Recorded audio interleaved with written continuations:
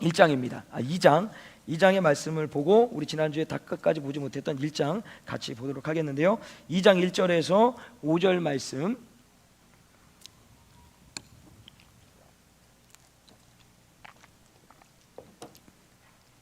고린도전서 2장 1절에서 5절 말씀, 우리 한 절 한 절 교독하도록 하겠습니다. 형제들아, 내가 너희에게 나아가 하나님의 증거를 전할 때에 말과 지혜의 아름다운 것으로 아니하였나니,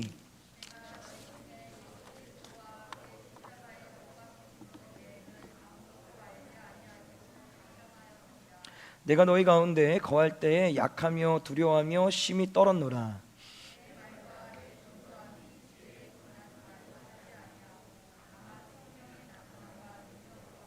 함께 읽겠습니다. 너희의 믿음이 사람의 지혜에 있지 아니하고 다만 하나님의 능력에 있게 하려 하였노라. 아멘.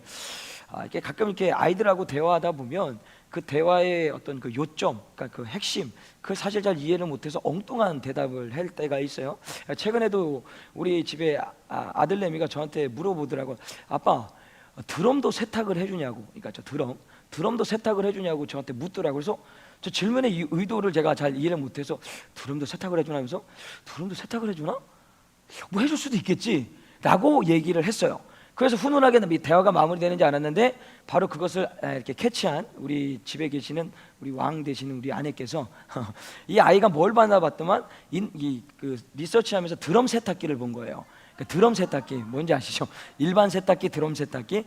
그러니까 드럼 세탁기, 한글은 드럼 세탁기니까 드럼을 세탁해 주는 게 있구나라고 여기고 저한테 물어본 건데, 저는 또 거기다 대고 그런가? 그럼 드럼도 세탁해 주는 게 있겠지.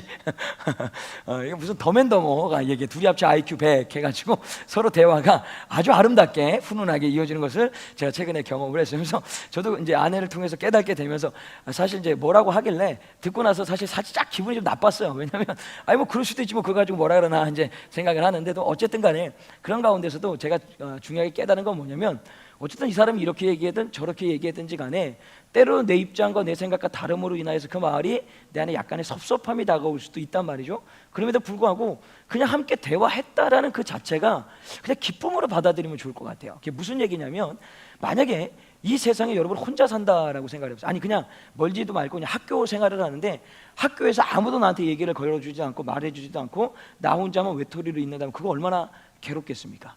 맞지 않습니까? 그러면 어떤 대화를 잘했냐 못했냐, 말을 잘했냐, 어떤 논리적으로 얘기를 했냐, 이게 중요한 게 아니라 그냥 있는 그대로, 특별히 이제 부부들 대화 안에서도 그런 게 있지 않습니까?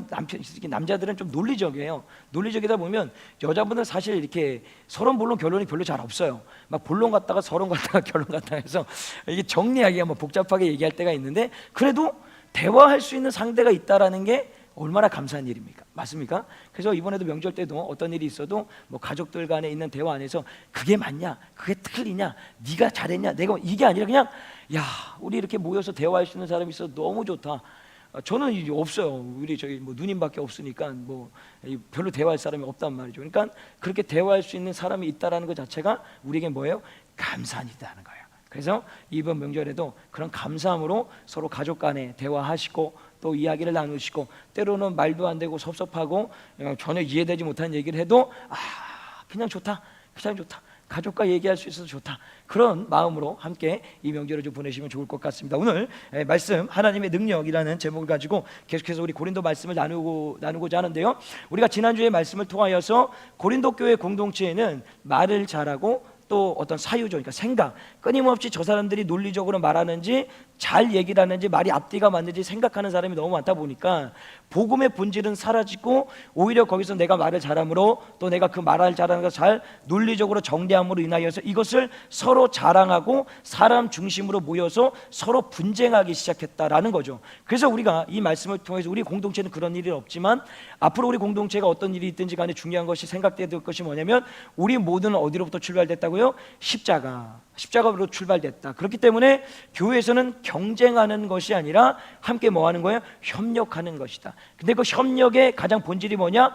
복음을 전하는 일이다. 때를 얻든지 못 얻든지 복음 전함으로 해서 교회 본질의 사명을 이뤄가야 된다라는 말씀을 우리가 지난주에 그 말씀을 통해서 함께 나눴습니다. 자, 계속해서 오늘 사도 바울이 고린도 교회의 어떤 분쟁을 해결하기 위하여서 동일한 얘기를 동일선상에서 말씀하게 되는데, 오늘은 1장 지난주에 보지 못했던 것과 오늘 읽었던 본문에 있는 2장 1절 5절 말씀, 이 두 가지인데요, 두 가지를 사도 바울이 강조하면서 얘기를 하게 되는데, 먼저 우리 1장 26절과 31절 말씀을 좀 보도록 하겠는데요, 그 말씀에 보게 되는 핵심은 뭐냐면, 고린도 교회 성도들에게 다시 한번 사도 바울이 각인시키는 게 뭐냐면, 너희들이 어떻게 부름을 받았고 더 나아가서 왜 불렀는지에 대한 것을 그들에게 알려주게 됩니다. 그래야지만 그 분쟁에서 벗어날 수 있기 때문이라는 거죠. 그래서 26절 말씀을 같이 한번 읽어볼까요? 1장 26절 시작.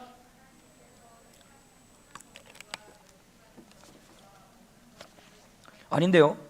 자, 26절입니다. 우리 집사님이 크게 읽어보니까 전부 다 못되게 하시는데, 자, 26절입니다. 형제들아, 너희를 부르심을 보라. 육체를 따라 지혜 있는 자가 많지 아니하며 능한 자가 많지 아니하며 문벌 좋은 자가 많지 아니하도다. 자, 고린도 교회의 성도들에게 지금 다시 한번 사도 바울이 강조하는 것이 뭐냐면, 너희들이 한번 상태를 보라는 거예요. 하나님이 너희를 부르셨는데 어떤 사람을 불러들였냐라고 했더니, 여기 보니까요, 육체에 따라 지혜가 있는 자가 많지 아니하며 능한 자가 많지 아니하며 문벌 좋은 자가 많지 아니하도다. 자, 육신의 눈으로, 다시 말하면 세상적인 관점으로 봤을 때는 분명한 인간적인 어떤 삶의 차이가 있습니다. 그러나 하나님은 그 차이로 좋은 학교를 나왔냐, 좋은 직장을 다녔냐, 좋은 가문에서 출신했냐, 너가 똑똑하고 명철하냐, 그것을 가지고 너희들을 부르지 않았다라는 거예요. 더 나아가서는 사실 고린도 교회 공동체 구성원조차도 사실 실상으로 들어가 보면 세상의 관점으로 봤을 때 뛰어난 가문과 어떤 학벌과 위대한 어떤 지위 명예를 가진 자들은 아주 극히 소수에 불과했습니다. 그런데도 이들은 자신들이 말을 잘함과 내가 이만큼 배웠다, 더 나아가서 내가 이만큼 생각해서 그것을 논증할 수 있다라는 그걸로 끊임없이 싸웠던 거예요. 그래서 다시 한번 이 사도 바울이 이것을 통해서 강조하는 것이 뭐냐면, 하나님이 너희들을 부르실 때 어떤 너희들의 능력과 형평과 나이가 많고 적음과 어느 집안에서 출신을 했으며 어느 학교를 나왔냐, 그것을 따져서 너희를 부른 게 아니라 정확하게 부르신 게 뭐예요? 하나님의 은혜로 불렀다라는 거죠. 그러면 우리 공동체, 우리 전민 공동체도 동일합니다. 여러분 한 사람 한 사람 부를 때마다 하나님은 여러분의 어떤 가정의 형편과 상황과 출신을 보고 부른 게 아니에요.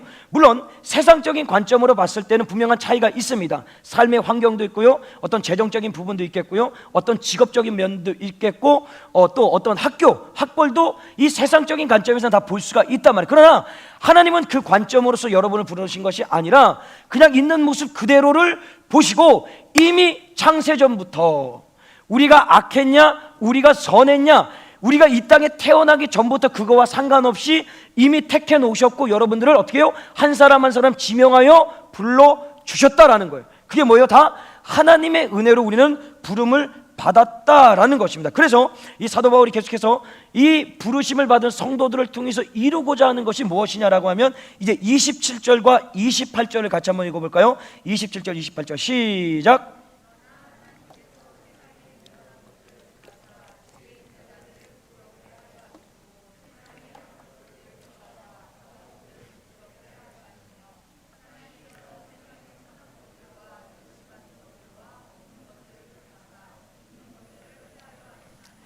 자, 여기서 질문이 생길 수밖에 없습니다. 그냥 문자 그대로 읽으면, 그러면 하나님은 강한 자, 힘 있는 자, 돈 있는 자, 또 학벌 좋고 출신 좋고 또 오늘날로 말하면 스펙이 좋은 사람은 부르지 않으이 하신다라는 말씀입니까? 라고 질문할 수가 있어요. 근데 사실은 그런 입장에서 이 말씀을 전달하는 게 아니에요.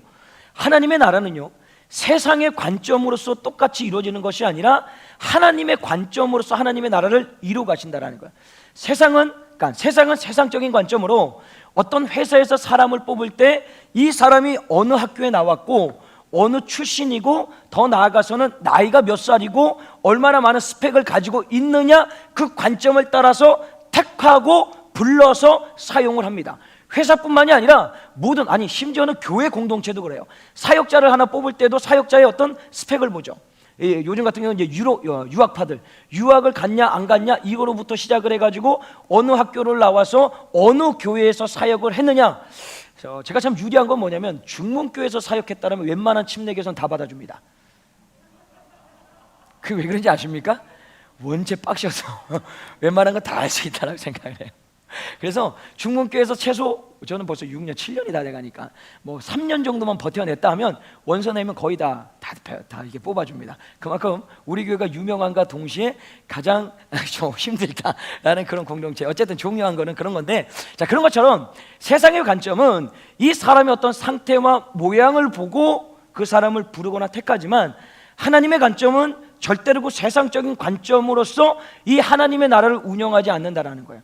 세상에서 보기에는 미련하고 지혜 없고 천해 보이는 그 인생들을 들어서 하나님의 나라를 완성해 가신다라는 거예요. 그래서 결국 그것을 통해서 교만한 자를 낮추시고 스스로 낮아져 있는 자를 높여주시고 가난하고 소외되고 헐벗은 자들을 통해서 그들이 복음의 전도자로 세워짐으로 인하여서 하나님의 역사의 주인공으로 만드심으로 인하여 결국 세상에서 원하는 대로가 아니라 하나님의 원하시는 대로 하나님의 나라를 만들어 가신다라는 거예요.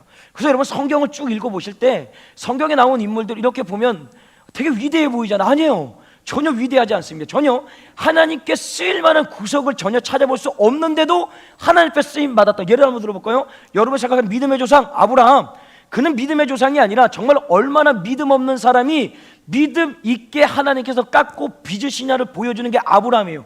그분이 뭐 하는 사람이었습니까? 우상 만드는 집안에 우상 섬기는 인생이었습니다. 그 아내를 누이라고 팔아넘긴 사람이 아브라함이에요. 모세는 어떤 사람입니까? 정확하게 말하면 살인자입니다. 요셉은 어떻습니까? 엄마가 4명입니다. 야, 웃긴 얘기인데 안 웃으네. 엄마가 4명, 가만 있어봐, 계산하시냐? 어렸을 때는 되게 자기중심적이었어요. 왜냐하면 꿈을 꾸고 나서 어떻게 합니까? 그 꿈에 대해서 숨기지 않고 그냥 형들에게, 이복 형들에게 당신들이 나한테 경배하게 될 거야, 요 입장이었던 거예요. 얼마나 불편한, 사실 말하면 좀 가족으로서 좀 불편한 인생이었죠. 신약에 와서는 베드로는 어떤 사람입니까? 어부죠. 더 나아가서는 예수님과 3년 반 동안 동고동락하면서도 그 예수를 배신하고 버렸던 사람. 오늘 이 말씀을 기록한 사도 바울은 어떤 사람이에요? 예수 그리스도를 믿는 자들을 잡아다가 옥에 가두고 더 나아가서는 그 믿는 자들을 죽이는데 앞장섰던 인생이 사도 바울입니다. 정확하게 스데반을 죽이기에 앞장섰던 인생이죠. 스데반 집사를 죽인 거죠. 사실 사도 바울이 앞장서가지고. 그런 인생들인데, 이런 인생들, 세상이 보기에는 미련하고 천하고 보잘것없는 이 인생들이 하나님의 나라를 위해서 구원의 도구로서 이 말씀 안에 기록되어 있고 쓰임 받았다라는 거예요. 이게 어떻게 세상의 지혜로 이해될 수가 있겠습니까? 뭐예요? 하나님께서 하시니까 가능하다는 거예요. 그러니 항상 끊임없이 제가 강조하는 게 뭐예요? 여러분들, 제가 부족합니다, 연약합니다, 할 수 없습니다. 맞아요.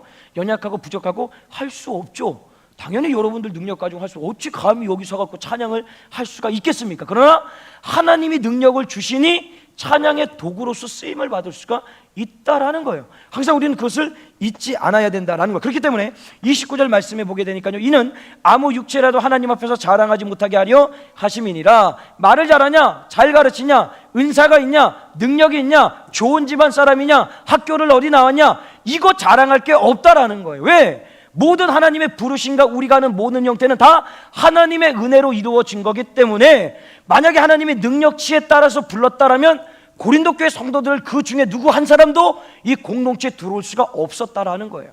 그러니 그걸 가지고 내가 말을 잘한다, 내가 그 말하는 것에 대해서 잘 논증할 수 있다, 그걸로 내가 잘남을 따질 수가 없다라는, 다시 말하면 자랑할 수가 없다라는 겁니다.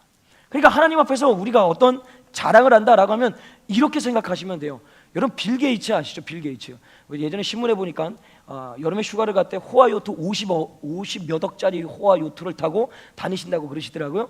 그 사람 앞에서 내가 돈 있다고 자랑하는 거예요. 하나님 앞에서 믿음의 사람들이 무엇인가 나를 자랑할 때 그런 느낌인 거예요. 사실 그거보다 더 진짜 민망한 얘기죠. 돈 있는 사람에서 돈 있다고 자랑하는 것처럼 그런 거예요. 그리고 뭐 예를 들어서 프로 선수 앞에서 이제 아마추어 된 사람, 내가 뭐 잘한다 이런 것처럼 깝죽대는 거. 좀 깝죽대는 좀 말이 그러네요. 그러니까 그런 느낌이라는 거예요. 그러니 자랑할 게 우리는 없다라는 것을 하나님께서 다시 한번 강조하고 있습니다. 그러면서 다시 한번 그들에게 얘기하는 게 뭐냐면, 너희들이 부르신 하나님의 그 은혜가 뭔지를 30절 말씀에서 정확히 밝히는데, 30절을 보게 되니까요, 너희는 하나님께로부터 나서라는 이 말은 하나님께로부터 났다라는 것은 이미 이 땅을 만들어지기 전에, 창세 전에 하나님께서는 여러분을 택하셨어요. 아까도 얘기했지만 여러분이 선한 일을 했냐 악한 일을 했냐 무엇을 했냐, 그거를 하기 전 이전부터, 여러분이 이 땅에 응애하고 나오기 전부터 택해서 하나님의 자녀로 예비해 두었다라는 거예요. 그러면서 계속해서 그 30절 말씀을 뭐라고 읽어볼까요? 우리 같이 한번 30절 읽어볼까요? 시작.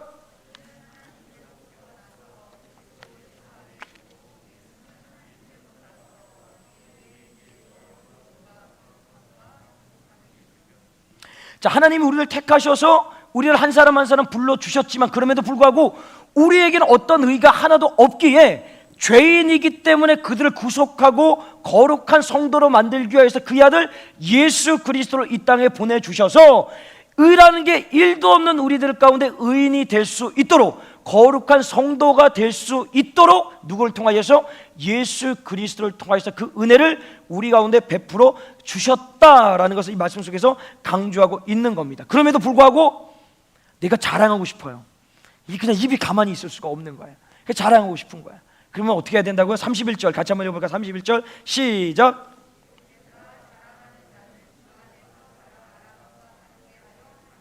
자, 성경에 자랑하라 합니다. 자랑하래요. 어디 안에서 자랑하라고요? 주 안에서 자랑하라라는 것입니다. 지미 내가 말을 너무 잘하지 않아? 내가 당신 말을 잘 논리 있게 풀어내지 않아?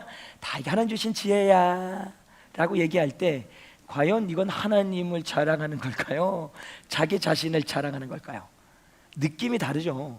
느낌이 다른 거예요. 이거는 하나님의 이름으로 자기를 드러내고자 하는 의도를 담고 있는 겁니다.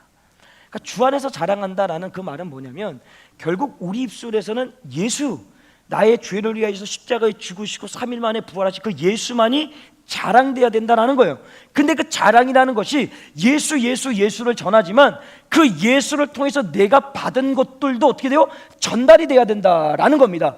지난주에 그 우리 한국의 그 최고의 그 영적인 지도자 아닙니까? 우리 조영규 목사님 소천하셨는데, 그 목사님의 설교를 쭉 이렇게 들어보면요, 참 많은 이야기들이 있습니다. 많은 이야기를 담겨있는데, 제가 참 많은 은혜를 받고 지금도 가끔씩 듣고 있는데, 그 설교 안에서 그 처음에 개척했을 때 그분이 하는 간증이 뭐냐면, 천막을 쳐놨더니 사람이 아무도 없대요. 근데 웬날 어느 날 안진뱅이가 찾아왔대요. 오면 저기 있는 전도사가 고쳐준다라는 얘기를 듣고 왔는데, 그때는 자기한테 믿음이 없었다라는 거예요. 그래서 그 얘기를 길게 하면 좀 길어지니까, 아무튼 그런 가운데서 그냥 어쨌든 간에 예수 이름으로 명하면 일어난다고 했으니까, 그 사람의 다리를 붙잡고 다리를 진짜 위에서부터 눌렀대. 그냥 꽉 누르니까 꽉자자자자작 소리가 나더래요. 그래서 그냥 확 밀어버렸대. 일어나라. 그래서 고개를 탁 돌리셨대요. 이렇게 하면서. 근데 놀랍게 그 안진뱅이가 정말로 일어난 거예요. 누구의 이름으로요? 예수의 이름으로 일어난 거예요. 그리고 났더니 그 다음 날 됐더니 그 천막에 사람이 꽉 찼는데, 수많은 병자가 와서 조용히 목사님 마음가운데 그냥 감기 정도 들린 사람들 오면 고쳐줄 수 있겠다라고 생각했는데, 이게 눈 멀고 귀 멀고 별별 사람들이 다 왔다라는 거예요. 그래서 그들도 다 이렇게 고쳐졌다는 그 내용이 있는데, 그 참 재밌게 말씀하시는, 제가 얘기하니까 재미가 없네요. 자, 어쨌든 그 얘기 안에서 제가 들으면서 뭘 말씀드리고 싶은 거냐면, 그분의 입술 가운데서는 사실은 그분에게 능력이 나타난 거잖아요. 근데 내가 잘해서, 내가 능력이 나타나서 저를 고쳤다라는 말이 그렇게 들려지지가 않아요. 그냥 그 입술 안에서 예수께서 일하셨다라는 얘기만이 들려지는 거예요.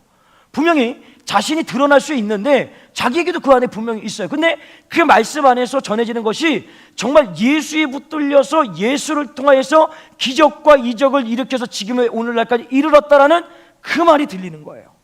자, 이제 이해되시겠습니까? 예수를 자랑한다는 것이, 자, 내가 예수 이름을 어떤 말을 할 수 있겠죠. 근데 그 말을 들을 때 상대방이 저것이 정말 예수님의 이름이 드러나고 예수님께 영광 돌릴 수 있는 이야기인가, 아니면 예수의 이름 분명히 있는데 결국 나의 자랑과 나의 삶의 모습을 보여주기 위한 그 모습으로 비춰졌는가. 물론 듣는 사람이 마음이 좀 이렇게 좀 똥밭틀해서 곡해 듣는 사람도 분명히 있습니다. 그거 빼놓고, 아니요, 분명히 우리는 그것을 다 분별할 수가 있어요. 정말 저분이 예수 그리스도를 통하여서 은혜를 받고 그 은혜를 통해서 내게 전달되는 얘기인지, 아니면 그 은혜를 빙자하여서 내가 이만큼 살고 누리고 자란담을 자라가고 있는 것인지를 분명히 우리는 분별할 수가 있다라는 거예요. 그러니 예수 안에서, 주 안에서 자랑하라는 것은 결국 뭐예요? 우리의 입술을 통하여서 예수 그리스도 이름이 드러나고 그 영광만이 드러날 수 있는 그 입술로서 우리가 살아가야 된다라는 것입니다. 그렇다면 이 모든 어떤 부르심과 하나님의 은혜, 결국 예수를 통해서 살아갈 때 교회의 어떤 분쟁, 분열이 일어날 수가 없습니다. 한번 잘 생각을 해보세요. 어떤 모임을 하나 하는데 그 모임 안에서 뭐 이런저런 얘기하다가 결국에는 결론은 뭐냐면 예수인 거예요. 예수가 얘기되고 예수가 선포되고 예수가 선언되어지면 그 말 가운데 섭섭함과 서운함이 생길 수가 있겠습니까? 없겠습니까? 없어요. 근데 대부분 보면 교회 안에서 섭섭과 서운함과 삐짐이 생기고 시험에 드는 이유가 뭐냐면 십자가, 복음 때문에 시험 드는 경우가 없습니다. 전부 다 개인적인 사소한 얘기 안에서, 말 전달 안에서 본질 벗어난 얘기를 하다 보니까 그 비본질적인 얘기 안에서 섭섭하고 서운한 일이 생기는 거예요. 근데 만약에 그곳에 예수가 얘기가 되었다라면 오히려 그 섭섭함과 분쟁이 있고 분열이 있고 다툼이 있는 곳에 뭐가 있어요? 예수가 있으면 평화가 있어요. 화해가 있는 거예요. 그러니까 자꾸 비본질 쪽에 목숨을 걸지 말고 본질의 목숨을 걸을 때 교회 공동체는 온전하게 세워질 수가 있다라는 거예요. 이 고린도 교회 성도들이 그걸 못한 거예요. 본질은 예수인데 그 예수를 드러나겠다라고 하면서 비본질적인 그 목숨을 걸면서 서로 네가 잘났냐, 내가 잘났냐, 내가 말한 것이 옳다, 네가 말한 것은 틀렸다, 네가 말한 것은 논리적이지 않아, 내가 말한 것이 논리적이야. 그래마치 비본질적인 거 가지고 싸우는 거예요. 그래서 교회가 분쟁되고 분열될 수밖에 없었다라는 것입니다. 우리 공동체도 동일하죠. 우리가 앞으로 우리 공동체를 지금도 아름답게 세워가지만 이 공동체를 더 아름답게 세워나갈 때 우리 안에 생각할 것이 뭐냐면 본질이라는 거예요. 본질. 어떤 모임이 있을 때도 그 안에 본질이 있느냐, 기도로 시작하고 기도로 끝나고 또 그 안에서 어떤 이야기가 이루어질 때도 결국은 예수를 통해서 예수 이름이 드러날 수 있는 그런 모임들이 돼야 되는. 목사님 너무 율법적이야, 그냥 뭐 얘기할 수도 있지, 뭐 그렇게 생각할 수도 있지만 결국에는 우리 안에 예수가 임할 때 그 안에는 평화, 평강, 화평, 기쁨이 넘쳐날 수밖에 없다라는 것입니다. 그러고 인하여서 계속해서 이 사도 바울이 이제 2장에 와서 한 가지 더를 얘기를 합니다. 그 얘기가 뭐냐면 복음의 능력, 다시 말해 하나님의 능력에 대해서 이들에게 다시 한번 언급을 하게 되는데요. 자, 1절 말씀을 같이 한번 읽어볼까요? 1절 말씀 시작.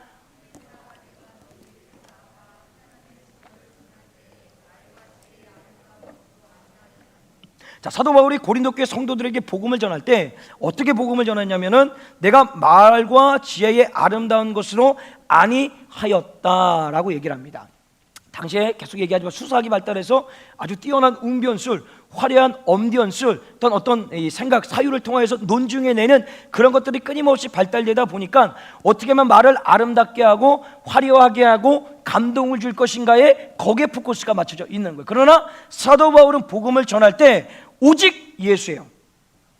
예수 믿고 천국 가라고, 예수 믿으라고, 예수가 우리의 구원자 된다는 그거밖에 없어요. 투박한 거예요. 만약에 거기에 추가됐다면 이거겠죠. 내가 어떤 인간이었는지, 나는 예수 그리스도를 믿는 자들을 잡아다가 옥에 가두고 그들을 죽이고자 앞장섰던 인생이 나였다라는 거예요. 그런데에도 불구하고 예수님께서는 그 다메섹 도사, 그것도 내가 예수 믿는 자들을 잡으러 갈 때 그때 나를 만나 주셔서 내가 예수에 미친 인생으로 변화시켜준 그 하나님의 은혜로 변화된 인생이다라는 것, 그거 정도를 아마 그가 끊임없이 이야기를 했을 거다라는 겁니다. 사도 바울이 이렇게 얘기하는 이유는 당시 고린도 교회도 우리 지난주에 말씀도 했지만 복음을 전할 때 이 복음이 전해지면 저 사람들이 그 복음을 듣고 교회로 온다라고 하면 어떤 생각은, 내가 말을 화려하고 아주 뛰어나게 얘기를 해서 막 감동을 주고 감격을 줘서 아주 논리정연하게 말을 풀어가지고 전달이 돼야지만 사람들이 모인다라고 생각을 한 거예요. 근데 사실 이 출발도 어디로부터 출발됐냐면 내가 말을 잘하고 내가 사유를 잘해서 잘 논증한다라는 것을 자랑하고 싶은 마음에서부터 출발된 거라는 거죠. 그래서 이들은 전도하는 것이 힘든 거예요. 왜 힘드냐? 말을 잘해야 되니까, 또 논증을 잘해내야 되니까, 설득을 해야 되니까. 그러니까 그런 식으로 끊임없이 복음을 전했다. 그런데 사도 바울은 너희들에게 복음을 전할 때 그런 거 없었다라는, 그냥 예수만 전했다라고 얘기를 하고 있는 거예요. 사실 저도 좀 부끄러운 얘기지만 제가 이제 처음에 이제 목회를 시작해서 이제 이렇게 사역을 하면서 이제 이렇게 오면 뭐 최근에 이제 조금 성숙해졌어요. 조금 성숙해졌는데 아주 미성숙할 때는 이 사역을 하다 보면 어떤 생각을 갖고 있었냐면 설교를 준비하면 그러니까 설교로서 내가 은혜를 끼쳐야 된다라고 생각을 했어요. 그러니까 내가 뭔가를 보여주고 내가 뭔가를 해결해 줘야 되고 내가 끊임없이 저들에게 은혜를 줘야 된다고 하니까 이 설교가 너무 부담스러운 거예요. 그러니까 부담된다는 게 거룩한 부담감은 없고 내가 잘해야 된다. 그래서 이 설교가 딱 끝나고 나면 저기 서 있을 때 성도들이 나가면서 목사님, 전도사님 은혜 받았어요. 오늘 설교 최고였어. 뭐 이런 소리가 사실은 듣고 싶었던 거예요. 그리고 만약에 그런 소리를 딱 들으면 아유 하나님이 하셨죠 라고 얘기하면서도 속으로는 그래 맞다. 내가 이렇게 준비를 했기 때문에 내가 이렇게 열심히 했기 때문에 이렇게 됐다라는 생각이 내 안에 너무 가득했던 거예요. 그러니까 그 설교가 뭐예요? 부담이에요. 일인 거예요. 너무 막 힘든 거예요. 하나하나 하기가. 그러다 보니까 나타나는 현상이 뭐냐면 무조건 내가 해야 된다라는 생각이 있는 거예요. 그래서 대표적으로 나타나는 현상이 뭐였냐면 질병을 갖고 있는 성도들이 와서 기도를 받을 때 항상 제 마음 가운데 그게 있었어요. 내가 고쳐야 된다. 내가 고쳐야 된다. 여기서 나아야 된다. 근데 거기 잘못된 출발이 뭐예요? 내가 하는 게 아니잖아요. 누가 하는 거예요? 하나님이 하시는 거예요. 근데 자꾸만 난데 그 나를 통하여서 이런 거죠. 결국 만약에 내가 기도를 했어요. 났어요. 그럼 어떤 마음이 들겠어요? 하나님이 하셨다라고 하면서도 역시 나밖에 없네. 나야 나라고. 이런 어떤 영적인 아주 깊은 교만함이 내 안에 가득해 있었다라는 거예요. 지금은 그렇지 않습니다. 지금은 그렇지 않아요? 좀 성숙해져서 저 목사님 지금도 저러는 거 아니야? 가서 기도받지 말아야 되겠는데 이런 생각하지 마시고 그건 아니고 예전에 그랬다라는 거예요. 그래서 이거로부터 자유함을 어떻게 얻게 됐냐면 하나님이 그걸 알게 하시대요. 네가 하는 게 아니라는 거예요. 네가 말씀을 전하고 네가 기도해줘서 낫는 게 아니라 말씀을 잘 전했냐 못 전했냐 누가 판단하는 거예요? 하나님이 판단하시고 더 나아가서는 이런 날 있죠. 제가 봤을 때는 진짜 표현이 그렇지만 우리 아내한테 그런 얘기 한 적이 있어요. 오늘 설교 죽 썼어. 이랬어요. 그때 죽 썼다는 얘기를 하면 어떡하냐고. 하나님이 하시는 거지 당신이 하시는 거야. 하여튼 집에서 누가 목사인지를 잘 모르겠어요. 가끔 이렇게 헷갈릴 때가 있어요. 하여튼 그런 얘기를 하는 게 맞는 얘기죠.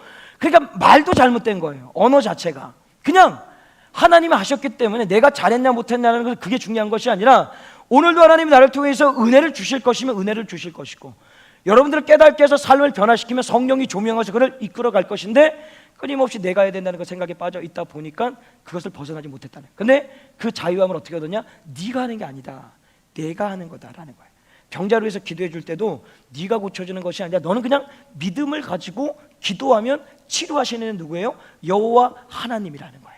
그걸 우리는 잊지 말고 살아가야 된다라는 것이죠. 그러면서 사도 바울이 2절 말씀을 보게 되면 내가 너희 중에서 예수 그리스도와 그가 십자가에 못 박히신 것 외에는 아무것도 알지 아니하기로 작정하였음이니라. 자, 무슨 얘기예요? 나는 끊임없이 복음을 전함으로 인하여서 사실 이 사도 바울의 어떤 출신을 보게 되면 지난번에 한번 말씀드렸지만 오늘날로 말하면 유명 대학 학장입니다. 학장, 그러니까 총장, 석학이에요. 어마어마한 지식을 가지고 있는 사람이라는 거예요. 근데 그 지식을 해로 여기죠. 별거 아니다. 아무것도 아니다. 그래서 빌립보서 말씀에 뭐라고 얘기했냐면 또한 모든 것을 해로 여기면 내 주 그리스도 예수를 아는 지식이 가장 고상함 인하여 내가 그를 위하여 모든 것을 잃어버리고 배설물로 여기면 그리스도를 얻고 세상의 모든 지혜와 학식과 학문을 다 버려내서 얻은 게 뭐예요? 예수 그리스도라는 거예요.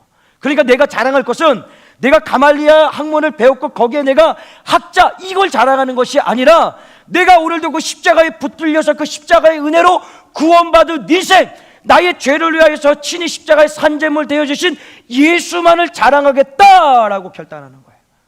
그래서 일평생 순교하는 그날까지 그 입술 가운데서 뭐만 나오는 거예요? 예수만 나오는 거예요. 예수 내가 믿은 예수, 나를 만나주신 예수, 나를 변화시켜준 그 예수, 그 예수만을 전하면서 살기로 작정하고 그렇게 살아왔다라는 것입니다. 그럼에도 불구하고 3절 말씀에 보면 이상한 얘기가 있어요. 우리 3절 말씀 같이 한번 읽어볼까요? 3절 말씀 시작.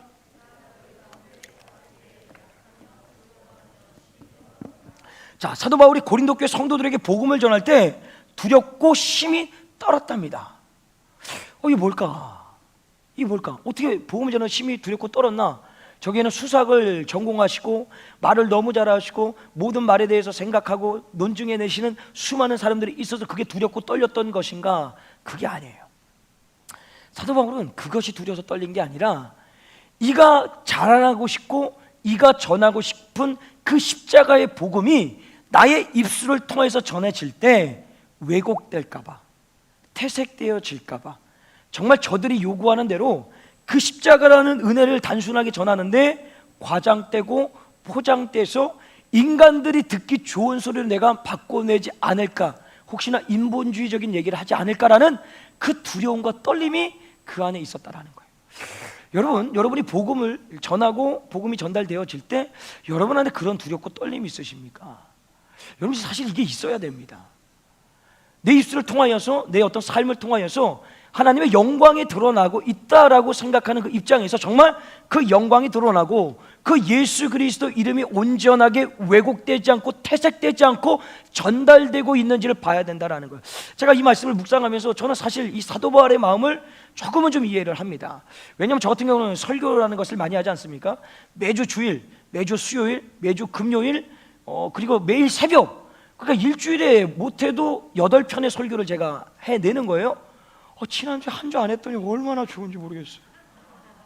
그래서 어제 운동하고 밥 먹으러 가면서 우리 박민서 집사님 저한테 그러시더라고요. 목사 휴가 갔다 오시더니 얼굴이 폈다고.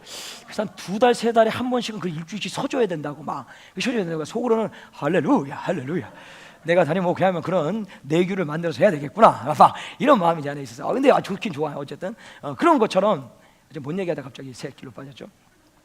뭔 얘기야? 그런 거. 그러니까 부담이 있어요. 그러니까 아까는 그냥 인간적인 부담이었고 이번에는 그 설교 거룩한 부담감이에요. 그 부담감이 뭐냐면 내가 이 앞에서 30분, 40분의 설교를 전할 때 그 입술 안에서 사실 이런 거죠. 의도하고 싶은 것. 내가 저 성도들의 마음을 이끌어내서 이렇게 끌고 가고 싶은, 다시 말하면 하나님의 마음을 전하는 게 아니라 조성욱 목사의 마음을 전하지는 않을까. 내가 예수 그리스도 이름을 드러낸다고 하면서 내 예수 그리스도 이름을 드러내는 척 하면서 조성욱 목사의 이름을 드러낸과 동시에 내 사리사욕을 채우려고 하는 것은 아닐까라는 그 부담감이 사실 여러분들은 잘 모르겠지만 여기 올라올 때마다 정말 힘들고 버겁습니다. 사실은 그냥 편하게 와서 3, 40분 막 하는 것 같아도 그 3, 40분을 준비하고 오는 그 가정길은 사실 두렵고 떨림이 저 안에 너무 많이 있어요. 너무 많이 있어요. 때로는 이 원고를 이렇게 들고 읽다 보면 도망가고 싶을 때도 있어요. 그냥 도망가고 싶고 내가 이걸 계속 해야 되는 건가 라는 생각이 있는 거예요. 그게 제 안에 타는 어떤 그 두려움, 떨림인 거예요. 왜냐?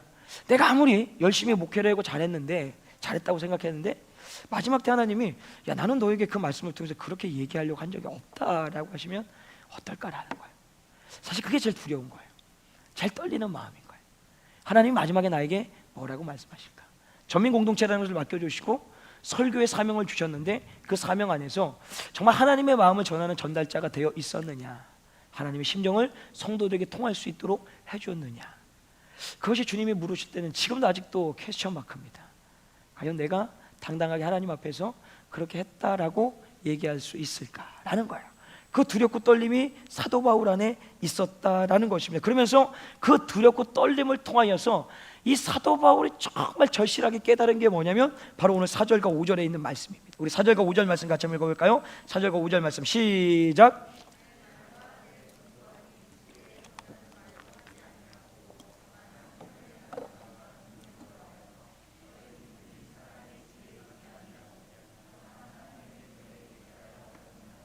자 보세요.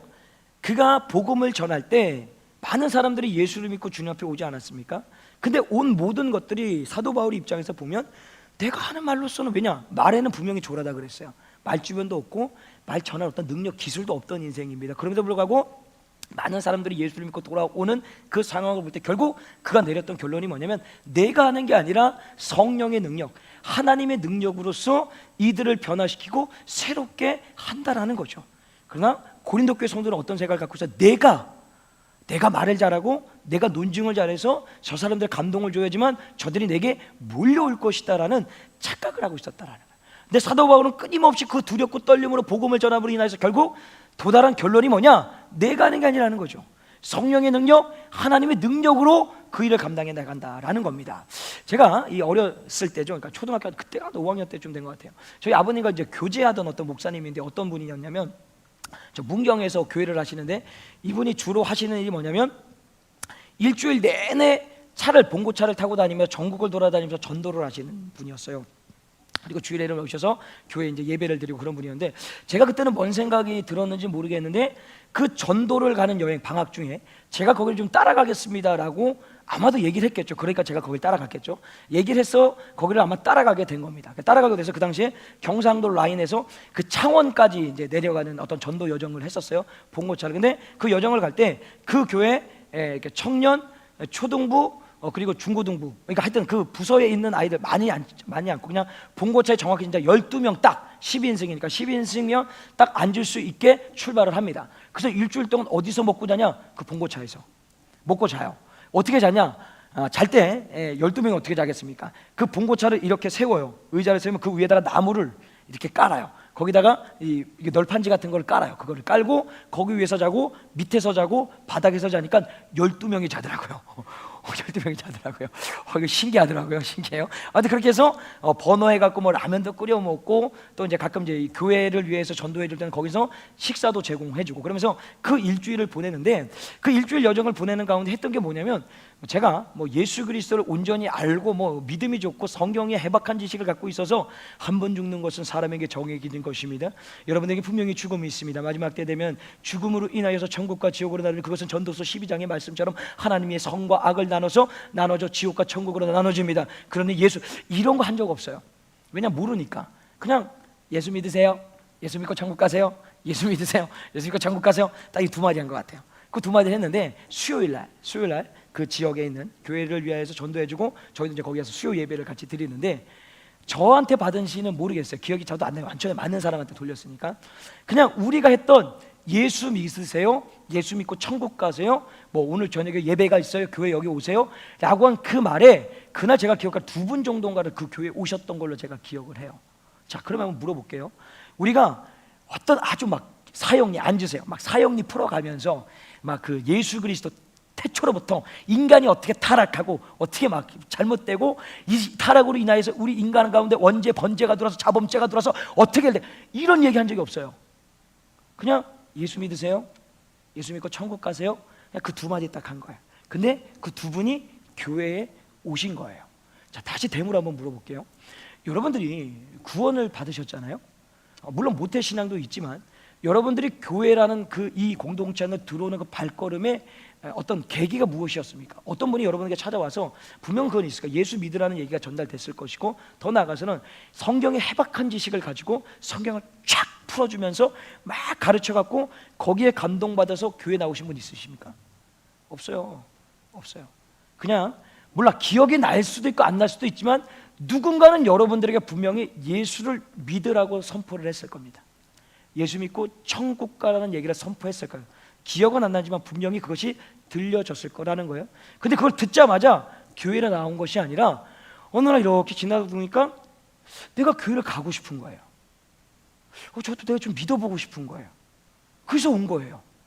사실은 어떤 화려한 말기술로 언변과 논증, 예수의 십자가의 사건, 내가 이것을 지금부터 논증해 드리겠습니다.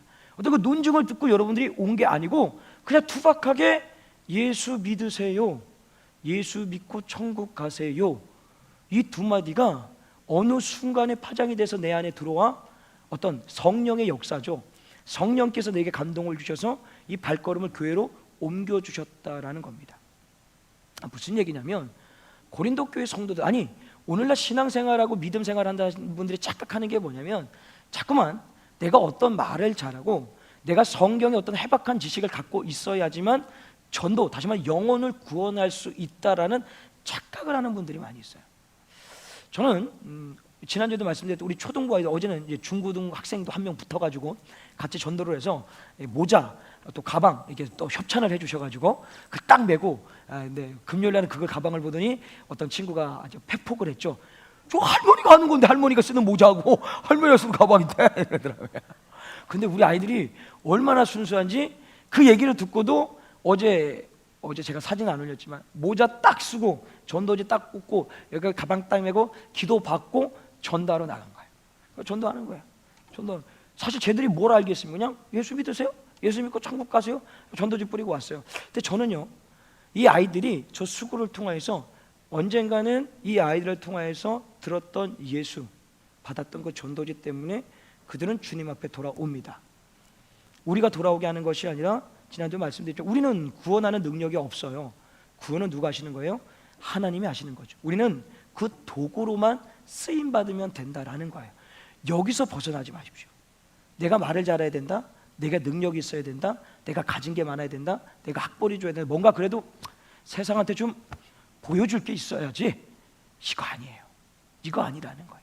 그냥 오늘도 투박하게 내가 믿는 예수 그리스도, 나의 겉모습, 나의 생각, 나의 삶이 어떨다 할지라도 내가 받은 그 은혜 예수를 전하면 그 예수를 듣고 내가 그 사람을 끌고 오는 것이 아니라 아버지 하나님께서 그 마음을 감동시켜서 오게 만든다라는 것입니다. 그래서 결국 오늘 이 말씀 통해서 두 가지를 얘기를 했어요. 사도 바울이 부르시는 방법과 부르시는 목적, 그 방법은 학벌, 지혜, 능력으로 부르신 것이 아니라 오직 하나님의 은혜. 그래서 그 불러서 목적이 뭐예요? 주 안에서 자랑질하라고. 어떤 자랑질? 예수 그리스도 자랑하라고. 그래서 결국은 그 자랑을 통해서 뭐예요? 복음의 능력, 하나님의 능력, 우리가 구원하는 것이 아니라 내가 자랑하는 그 예수 그리스도가 선포되고 선언되어질 때 하나님께서 그들의 마음 가운데 감동을 주시고 감화를 주시고 성령으로 조명하셔서 그들이 주님 앞에 돌아올 수 있도록 역사해 주겠다라는 것. 그래서 교회 안에서 자랑, 다툼 하지 말아라. 다시금 주님 안에서 본질로 돌아가서 그 사명 감당하라고 오늘 이 말씀으로 전하고 있다라는 것입니다. 그래서 마지막으로 이제 내일부터, 아니죠, 이미 시작이 됐죠. 명절이 시작됐습니다. 여러분들 가족들 만나게 되실 거예요. 만나시는 분도 있고 못 마시는 분들도 있겠지만 어쨌든 만남 통화에서 모든 가족들이 예수 잘 믿으면 얼마나 감사한 일이겠습니까?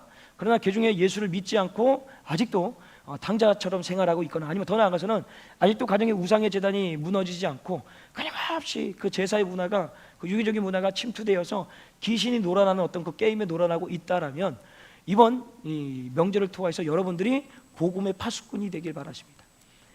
가르치려고 하지 마시고요, 그냥 예수 믿어, 예수 믿어야 천국 가, 그냥 이 두 마디만 던져놓고 오십시오.